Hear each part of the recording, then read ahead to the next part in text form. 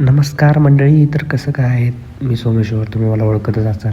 आणि बघा मी परत निघालो पश्चिमला, कारण माझी फशिपच चालू आहे आणि खूप थंडी वाजते. त्यामुळे बघा हातात हँड ग्लव्स घालून मग एकदम मस्त पॅक होऊन जाणार आहे.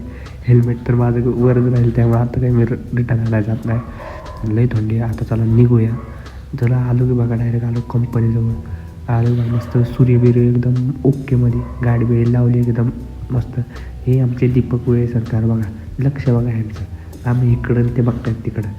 कसं व्हायचं काय माहिती ह्यांचं एक अवघड लागा. आम्ही पण घेतलं, आम्ही पण फुटेजमध्ये येतो.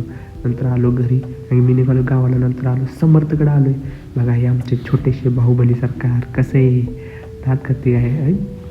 एका हातात उचलून दाखवते ताकदीवान गडी म्हणले. आता काय, मी पण गाडी लावली तर भाव येतो आहे म्हणून थांबलो आहे.